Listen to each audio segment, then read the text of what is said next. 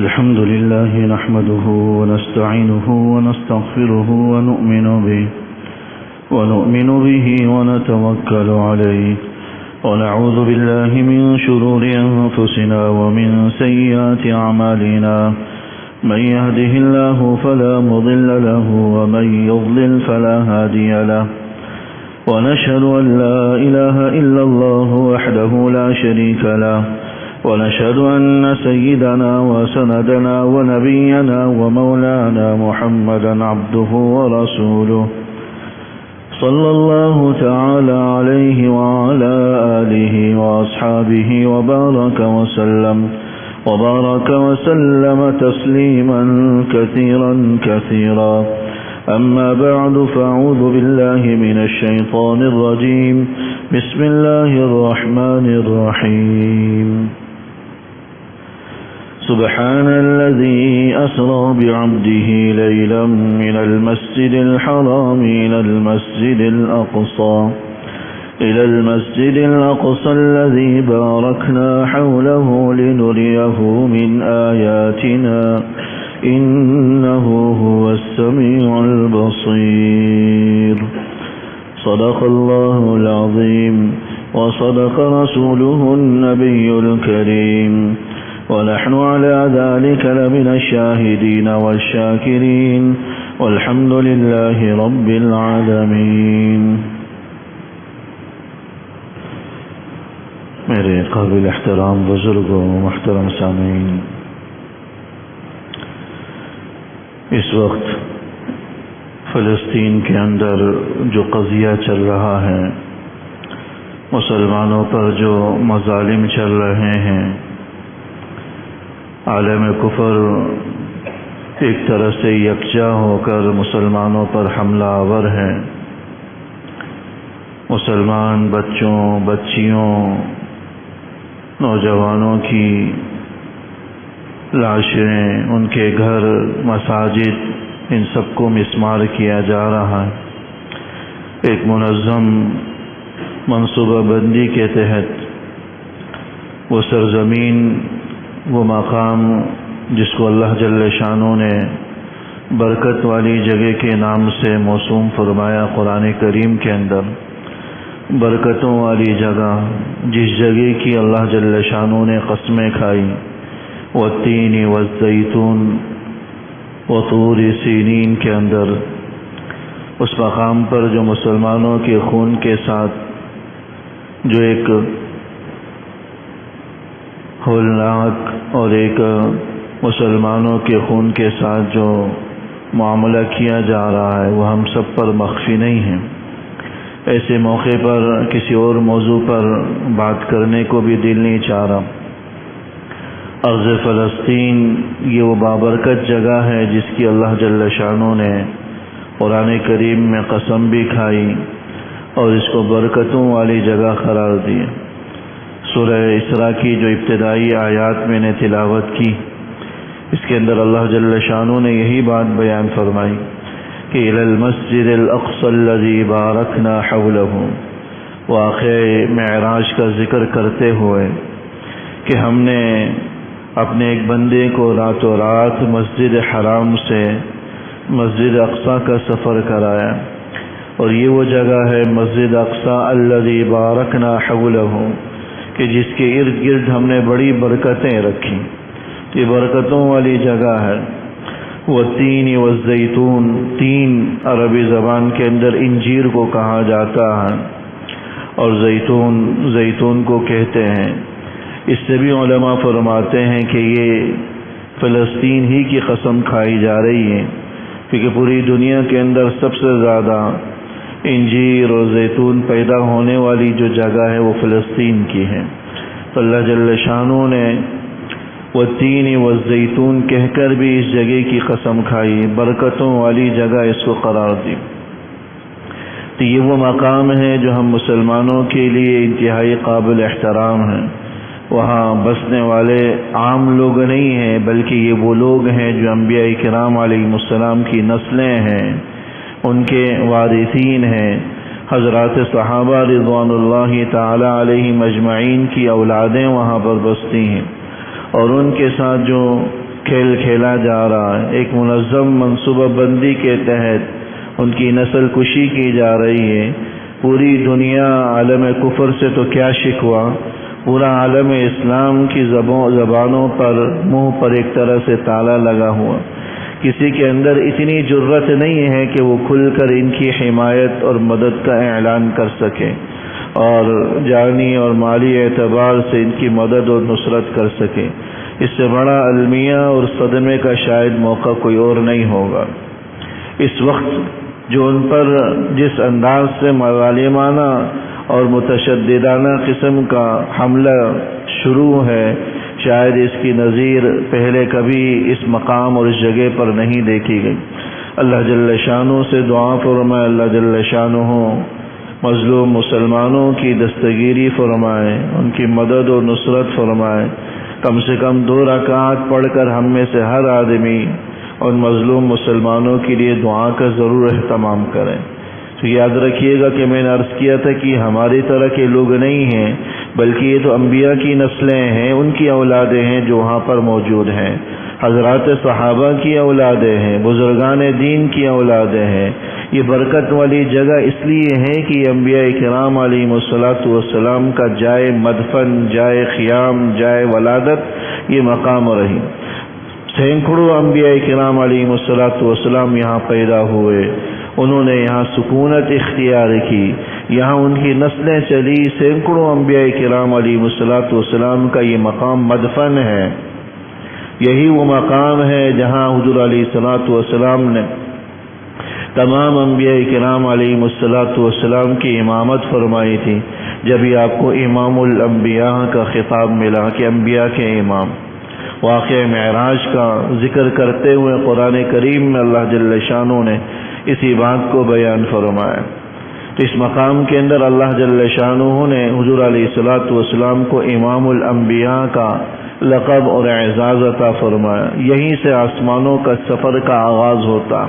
تو ہر اعتبار سے یہ جگہ بڑی برکتوں والی، بڑا تقدس والی، قرآن کریم میں جگہ جگہ اس کو ارض مقدس فرمایا گیا۔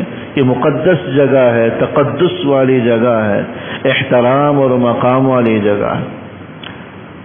احادیث مبارکہ کے اندر بے شمار احادیث مبارکہ ہے جس سے اس مقام کی فضیلت کا بھی پتہ چلتا ہے۔ حضرت ابو ذر غفاری رضی اللہ تعالی عنہ فرماتے ہیں کہ ایک دفعہ میں نے حضور علیہ الصلاۃ والسلام سے دریافت کیا کہ روئے زمین پر سب سے پہلی مسجد عبادت گاہ کون سی بنی؟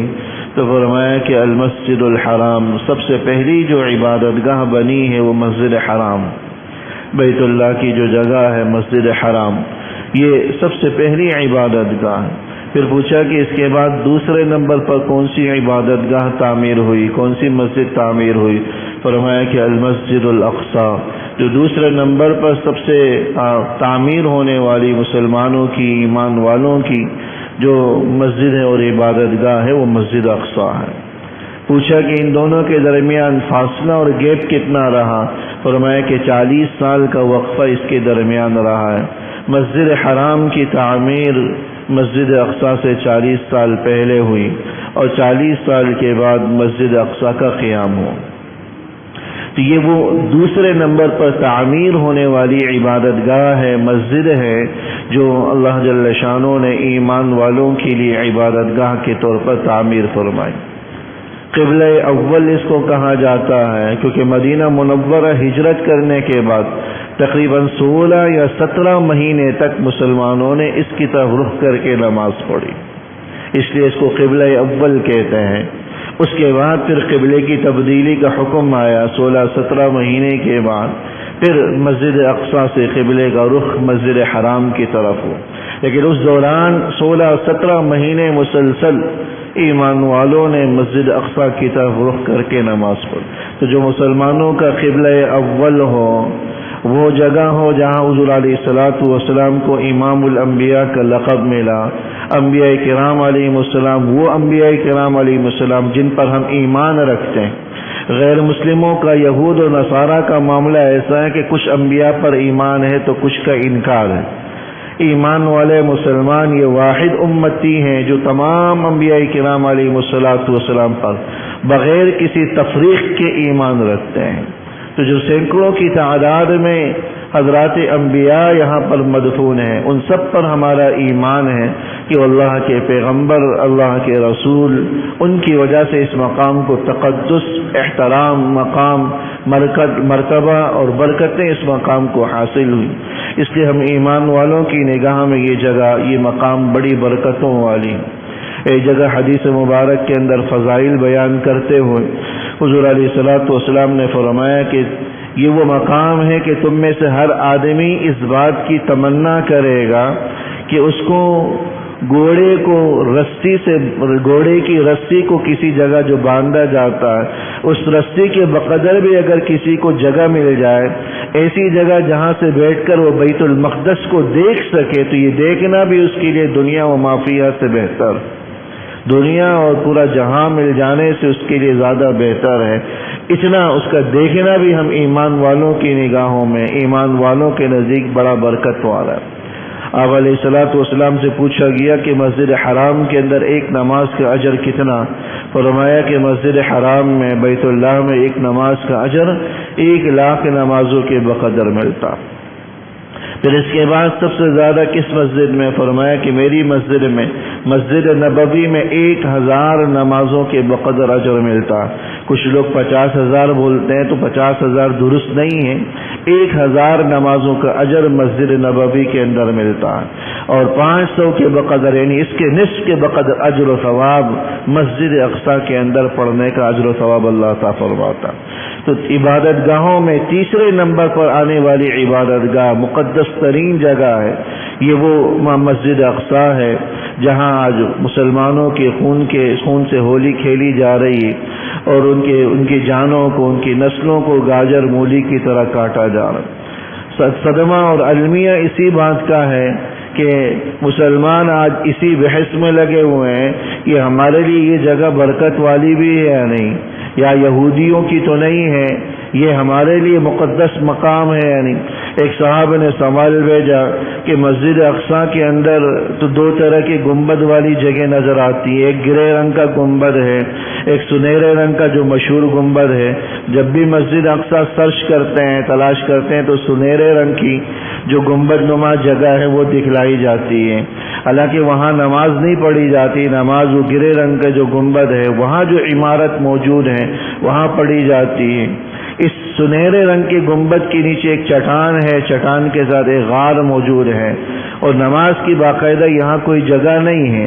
آیا مسجد اقصی یہ سنہرے رنگ کی گنبد والی ہے کہ گرے رنگ کی گنبد والی ہے؟ اس قسم کے سوالات اور اس قسم کی بحثوں کے اندر پوری قوم کو الجھایا ہوا ہے۔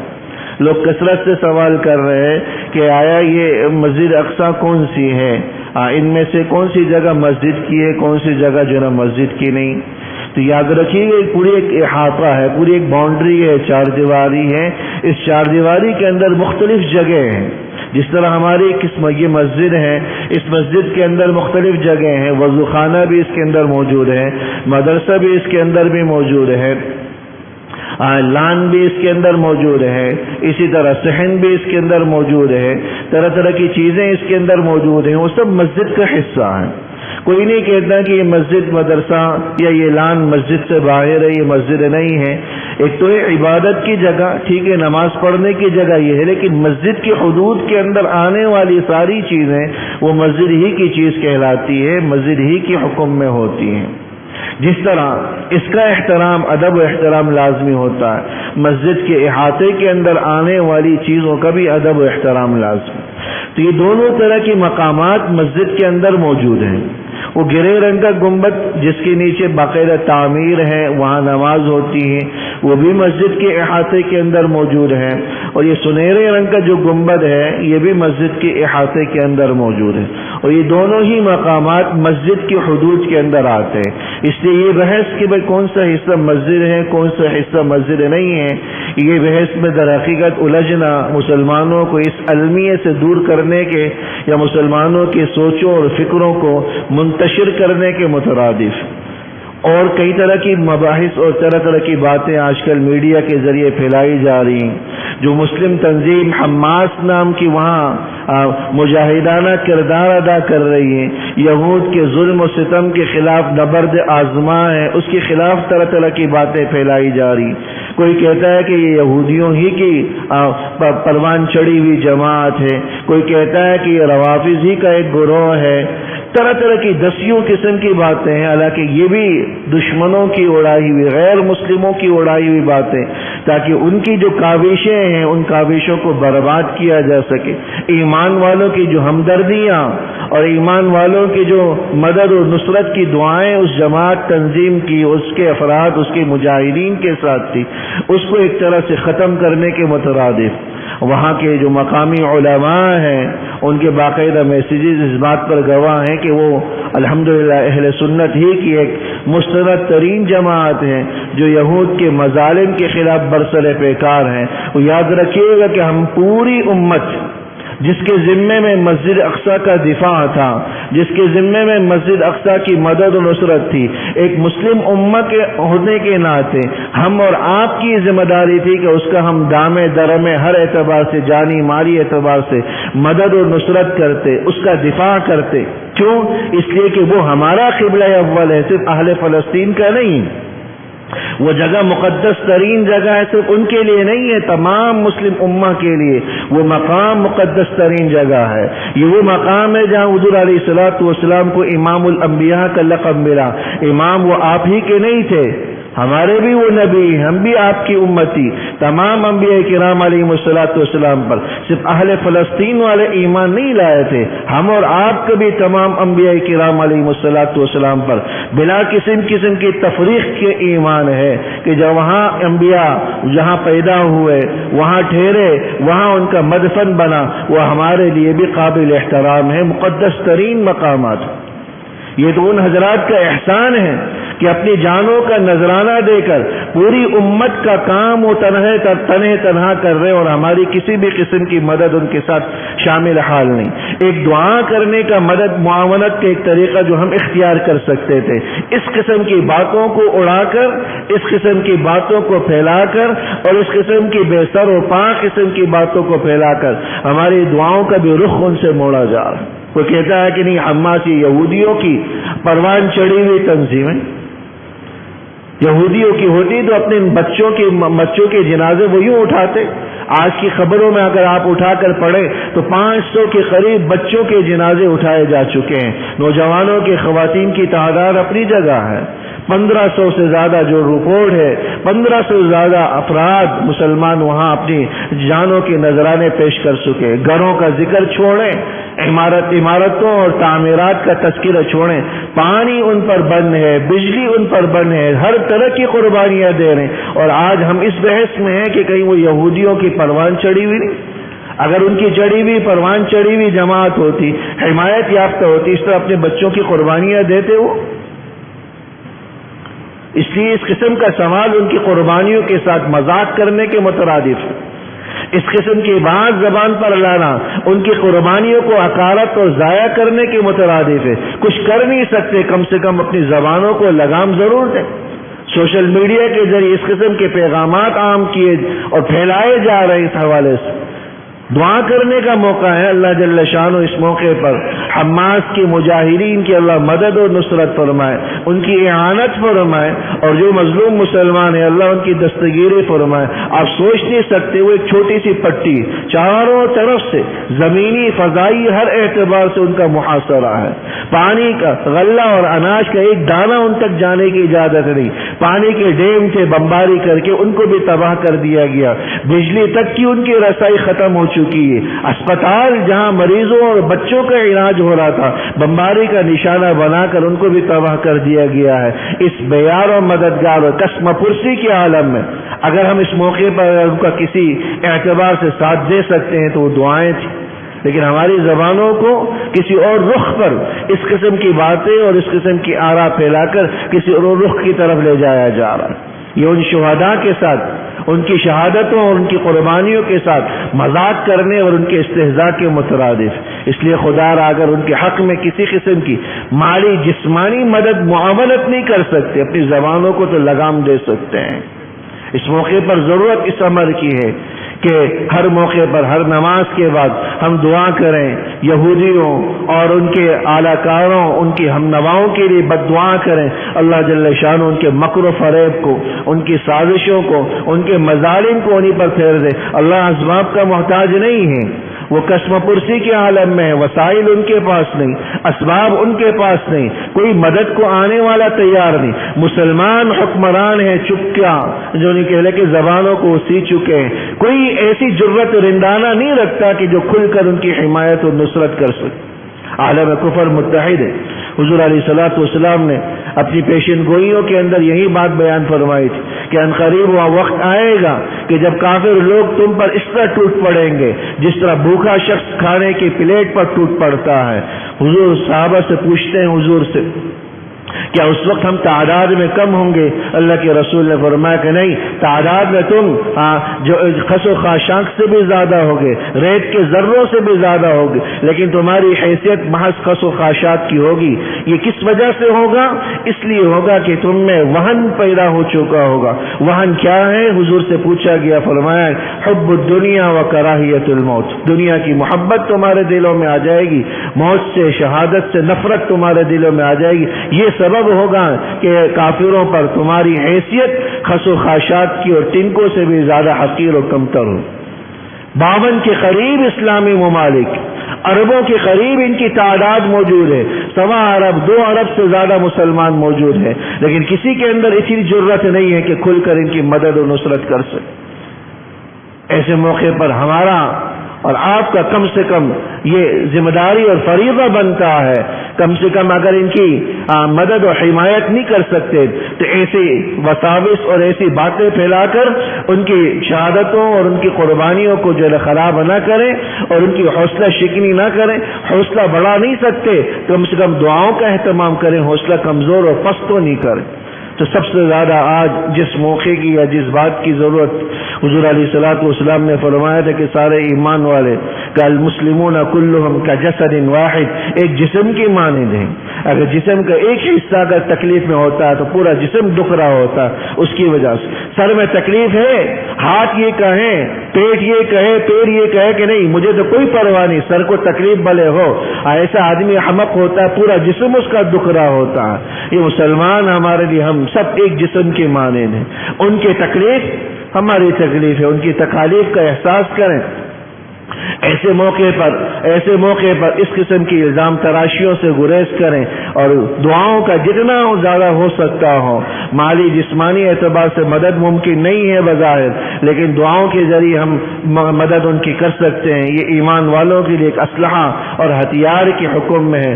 دعاؤں کا اہتمام کریں، گڑ گڑا کر ان کی حق میں دعائیں کریں، کھل کر ان کے حق میں دعائیں کریں، بغیر کسی شرط اور اگر مگر کی قید کے ساتھ کھل کر ان کی حمایت کریں۔ یہ ایمانی غیرت کا بھی تقاضا ہے اور یہ ان نسلوں کا حق بھی ہے۔ میں نے عرض کیا تھا کہ عام لوگ نہیں ہیں، وہ انبیاء کی نسلیں ہیں، انبیاء کے وارثین ہیں، وہ عام لوگ نہیں ہیں، وہ حضرات صحابہ کی نسلیں، وہ قربانیاں اس زمانے میں بھی دیتے آ رہے تھے، آج تک وہی قربانیاں دے رہے، اور ان کی قربانیوں کے نتیجے میں ہم مزوں میں بیٹھے ہوئے۔ کم سے کم اتنی غیرت کا مظاہرہ تو ہمیں ضرور کرنا چاہیے کہ ان کے لیے ہم کھل کر دعا کریں، کھل کر ان کی حمایت، مدد و نصرت کا اعلان کریں، اور جتنا اپنے ذریعے سے، سوشل میڈیا کے ذریعے، دیگر ذرائع ابلاغ کے ذریعے سے ان کی اعانت کی جو شکلیں ممکن ہیں اس سے ہمیں دریغ نہیں کرنا چاہیے، اور دعاؤں کا خصوصیت کے ساتھ اہتمام، انفرادی،